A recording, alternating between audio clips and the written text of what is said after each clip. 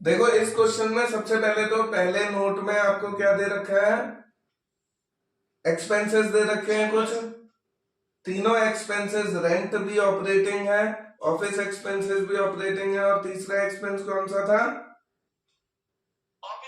Office expense. ये तीनों क्या है, ऑपरेटिंग है। अब नीचे आते हैं, नीचे सेकंड पेज में नोट में देखना, नंबर 1 है प्रोविजन दे रखे हैं, कुछ प्रपोज्ड डिविडेंड है उसमें। प्रपोज्ड डिविडेंड को देखना, प्रपोज्ड डिविडेंड हो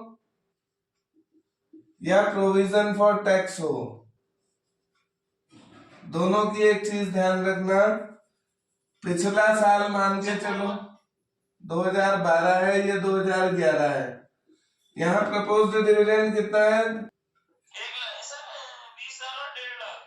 अच्छा 20 ये था और 1.5 लाख ये था। ऐसे ही देखो, अगर प्रोविजन फॉर टैक्स में भी ऐसे ही लिखा होता कि 60 यहाँ लिखा होता और 90 यहाँ लिखा होता, तो हम क्या समझते हैं, जो पिछले साल की ओपनिंग है ये 60, ये इस साल का क्या होगा, पिछले साल का क्या है, ये प्रोविजन है ना। देखो 2011 का प्रोविजन 2012 में पेड हो जाएगा, 2011 का प्रोविजन जब हम 2012 के खाते बनाएंगे ना, उस समय इस प्रोविजन को पे कर देंगे।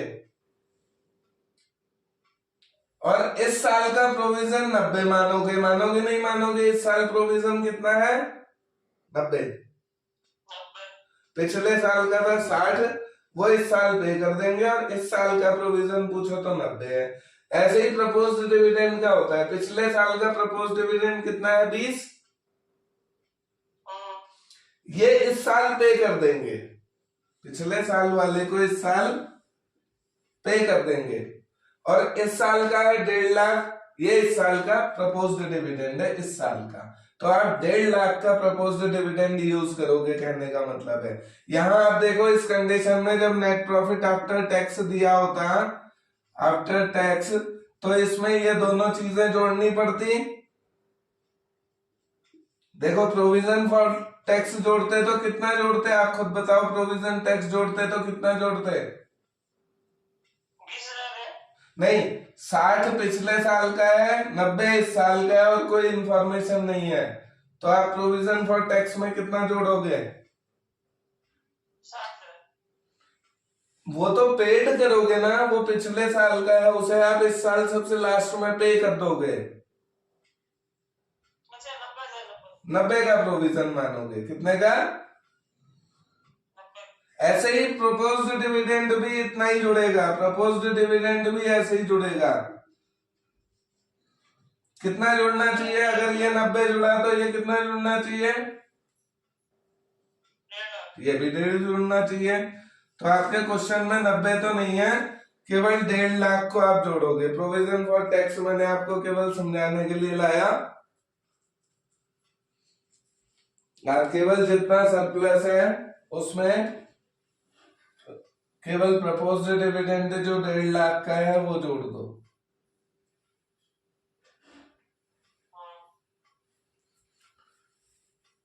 तो आपका सरप्लस पहले था कितने का, सरप्लस 60,000 का था, 220 का हो गया, 220 लिख दो। नहीं 220 क्यों, सरप्लस क्यों 220 लिखोगे, 60 का था 220 का हो गया, तो कितना बढ़ गया, एक 60, तो ये 160 लिखो आप, नेट प्रॉफिट 160 है इस साल का। हाँ वही बता रहा हूँ, देखो इन चीजों को हम ऐसे देखते हैं कि ये ओपनिंग है, ये क्लोजिंग है, तो हम इसका माइनस करके इतना इंक्रीज हो गया ना, ये नेट प्रॉफिट होगा।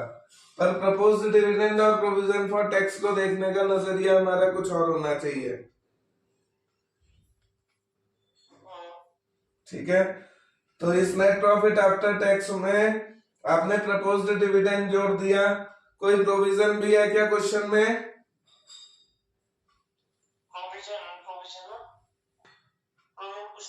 कुछ नहीं है।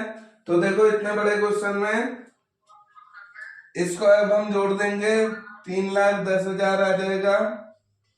ये क्या हो जाएगा, ये नेट प्रॉफिट बिफोर टैक्स है। अब हम बिफोर पे पहुंच गए, आफ्टर से बिफोर पे पहुंच गए उल्टा ऐड करके। अब क्या करोगे, 1.5 लाख प्रपोज्ड डिविडेंड। अब इसमें आप क्या करते हो, ऐड क्या करते हो, नॉन ऑपरेटिंग एक्सपेंसेस ऐड करते हो। क्या करते हो, नॉन ऑपरेटिंग एक्सपेंसेस। कुछ नॉन ऑपरेटिंग एक्सपेंसेस दिख रहे हैं क्वेश्चन में। हाँ, क्वेश्चन में नॉन ऑपरेटिंग एक्सपेंसेस देखो। अच्छा, ये डेप्रिसिएशन देखो, ऊपर एक्सपेंसेस में डेप्रिसिएशन एंड अमोर्टाइजेशन एक्सपेंसेस दे रखे हैं। 17,000 के ना। हाँ, ये क्या है, ये यही एक एक्सपेंसेस दे रखे हैं जो नॉन ऑपरेटिंग है। बाकी एक्सपेंसेस के नाम पे डेप्रिसिएशन ही एक ऐसा एक्सपेंस है जो नॉन ऑपरेटिंग गिवन है क्वेश्चन में। बाकी सारी एक्सपेंसेस ऑपरेटिंग है। प्लांट वो तो इन्वेस्टिंग एक्टिविटी है, वो तो एक्टिविटी चेंज हो गई जो तुम गुडविल पेटेंट वगैरह कर रहे हो, है ना। वो इन्वेस्टिंग एक्टिविटी का पार्ट है, ऑपरेटिंग में मत लाओ। अगर इसमें कहीं पे ऐसा दिख रहा है कहीं प्रॉफिट हुआ है उनको बेचने खरीदने में, वो नॉन ऑपरेटिंग इनकम हो जाए। इनकम को देखो, इनकम कहीं है, इनकम या लॉस दिख रहा है। इनसे कोई इनकम या वो दिख रहा है आपको, प्लांट से इनकम या लॉस। अगर आप प्लांट दिख रही है, चलो आपको प्लांट पहले कितने की थी, 475 की,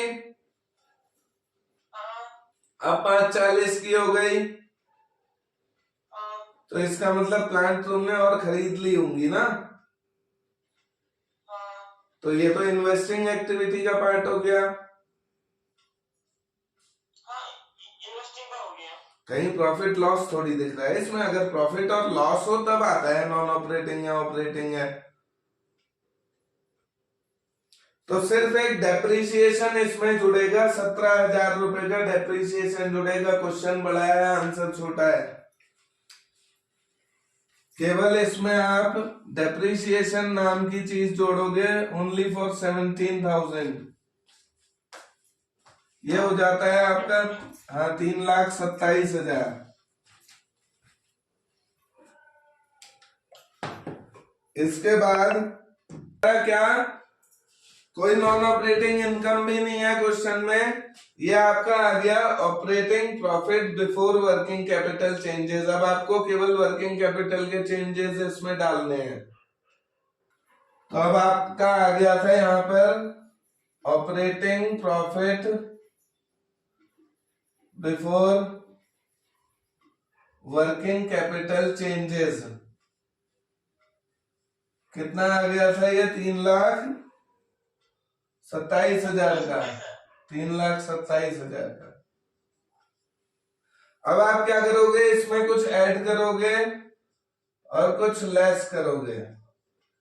क्या ऐड करोगे, और करंट असेट को डालते समय करंट असेट में ध्यान से देख लेना, कोई कैश एंड कैश इक्विवेलेंट हो तो उसे छोड़ देना, ठीक है। तो आप देखो, करंट लायबिलिटीज में हमने देखा ट्रेड पेएबल है। ट्रेड पेएबल पहले 3.5 लाख के थे, अब 50,000 के हो गए। लायबिलिटी डिक्रीज हो गई है 3 लाख से, तो डिक्रीज इन ट्रेड पेएबल नीचे लेस में आ जाएगा। ट्रेड पेएबल कितना है, 3 लाख के ना, 3 लाख के हो गए ना डिक्रीज तो, हाँ ठीक। फिर शॉर्ट टर्म प्रोविजन में आप वो तो नीचे देखो, नीचे प्रपोज्ड डिविडेंड काम हो गया उसका, short term provision proposed dividend. फिर आ जाओ असेट्स में, आ जाओ करंट असेट्स में। इन्वेंट्री को देखो, इन्वेंट्री 1,5 की थी, 1,20 की रह गई इन्वेंट्री, तो लेस कर दो इन्वेंट्री को भी। इंक्रीज इन इन्वेंट्री दिखा रहे हैं,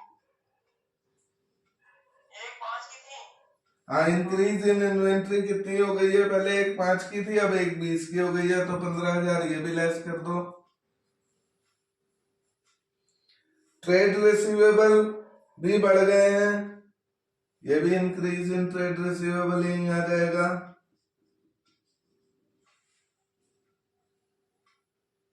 कोड कुछ दिख ही नहीं रहा है। 70,000, 385, 385 जो ये है इसको माइनस करना है हमको, है ना? कुछ प्लस वाले तो हमको मिले ही नहीं।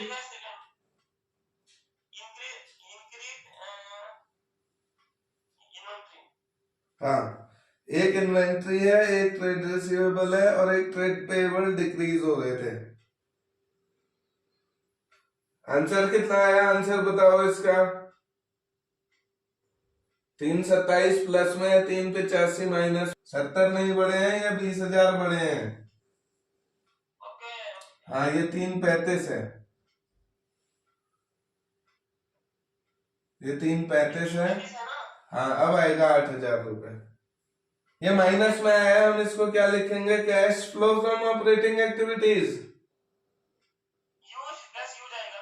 Cash used in operating activities, cash used in operating activities आएगा।